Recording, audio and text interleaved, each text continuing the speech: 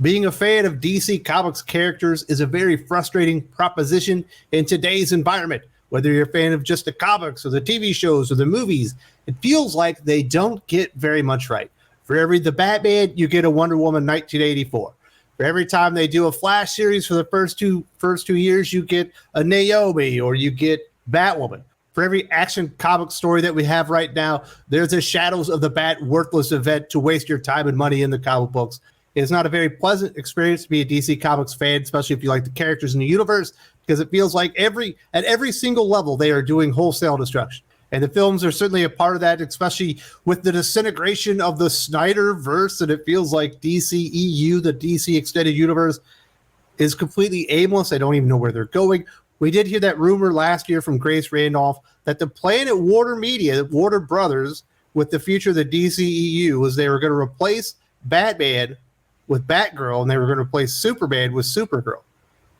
Now, a lot of people said that can't be true, and sometimes Grace Randolph does get things incorrect from time to time, but we do have what appears to be at least confirmation, potentially, of half of that rumor from Screen Geek. I'm not completely familiar with Screen Geek, but normally where there's smoke, there's fire. Where there's some rumors, there's a little bit of truth, at least in it. And this particular article pertains to essentially Henry Cavill leaving as Superman and Supergirl taking over. It's not a good time to be a DC fan. Let's get to this rumor and what they have to say regarding the exit of Henry Cavill and the character that's going to take over for Superman. According to our sources, newly cast Supergirl actress Sasha Calle is playing the Kara Danvers version of Supergirl and will replace Superman actor Henry Cavill as the DCEU's last survivor of Krypton. In the new rebooted timeline, the Kryptonian villain Zod kills Cavill's Superman as a baby.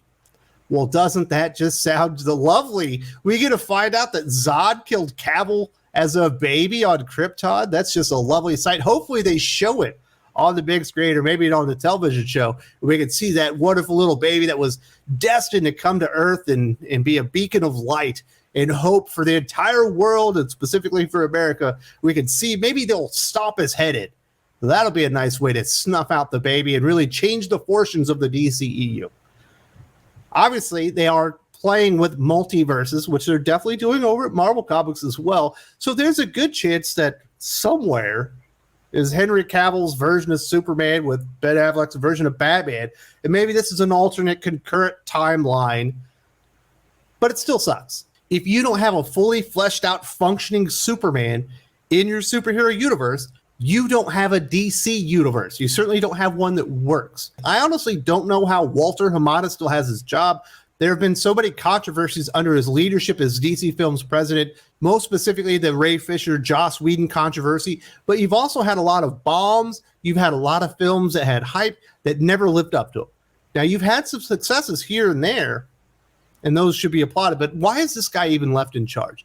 If this is the DC universe that he wants to put on the big screen, he should be fired. Anyone who came up with this and anyone associated with this creative direction should be expelled immediately, because you are a fucking moron and you have no place in the entertainment industry. You don't get DC Comics characters, you don't get superhero universes, and you don't get why people are attracted to the DC Comics universe. There's more to it than just Batman. And the idea that Supergirl can wholesale replace Superman is absolutely ludicrous. The article continues, it's not currently clear what Warner Brothers has planned for these characters beyond this point, but it sounds as though Henry Cavill will no longer be involved at all with DC Films' universe as Superman. As such, fans should be prepared for Sasha Calle to take on the mantle as Supergirl. The actress is set to appear in the new film The Flash, the same film which will reintroduce Michael Keaton as Batman. The movie will explore concepts of alternate timelines and, as a result, reboot the DC film universe. The biggest failing of the entire DCEU isn't even hiring Zack Snyder, although it's one of the reasons it hasn't worked, is that they have been playing catch-up, and they've been trying to catch up to Marvel for so long that they have made mistakes every step of the way. They jumped to the Justice League far too fast. They should have introduced 4 or 5 key core members of the Justice League before they ever should have won in that movie. They started combining some of their biggest storylines that would have made some of the biggest movies into one movie, In Batman versus Superman, not only did you have Batman versus Superman, but you had elements of The Dark Knight Returns, you had elements of the death of Superman, and they're just cramming it all into this stuff so they can try and catch up to Marvel, and they've kicked themselves in the nuts every step of the way. Now, Marvel Comics have had a successful shared movie universe for like over a decade, well over 20 films, and now they're going to go in there and start talking about the multiverse and how they can reset their universe and make it fresh again. That makes sense because they've literally ran out of all their main core heroes that are going to be able to headline teams and make a lot of money. DC Comics has never done this. There hasn't been a successful Superman introduced in this era. They had the right choice probably as actor, but it never fleshed out right. They had the right choice for Batman. That didn't play out well. They have a nice Wonder Woman sitting right there, and they have a good selection for Aquaman, and I like the character playing Shazam, but there's so much stuff that they have to flesh out and get right before they can even move forward their universe, and they're already going to jump into the multiverse and resetting the universe and replacing these heroes that never had a full story arc from origin to the rise up to being a full-fledged hero to them joining forces as a Justice League and maybe losing a couple of them along the way, full story arcs. None of that has happened, and they're already jumping in a multiverse so they can reset it again. And this time, they're going to try to replace Superman with Supergirl. Absolutely ridiculous. They have forgotten all the success that you have to do in the beginning to warrant any of this stuff. It is absolutely ridiculous that they've even gotten to this point. Now let's cover the last paragraph.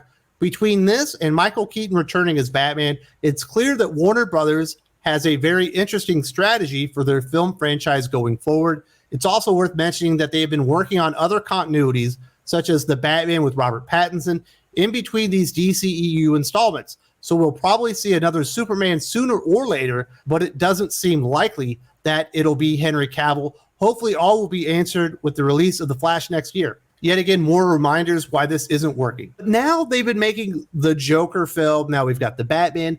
And these movies, what if people like these versions of the characters? What if they think they're compelling? They've made them out of continuity. What an enormous waste of time. Should their focus not be on the DCEU in some type of success like that? If it's not, if they decided they just want to do standalone films where the superheroes aren't in the same universes and they don't really need to interact, why are they wasting their times with all of this? Why even bring Michael Keaton back to be in the Flash movie? Why even introduce this Supergirl and all this stuff? Warner Brothers and DC Films need to shit or get off the pot. You need to commit to this or not commit to it. Going half in and half out is never going to be a recipe for success for what they're trying to achieve. And with what we've seen from the MCU, there's a ton of money, as in billions upon billions of dollars annually to be made with a successful shared superhero universe.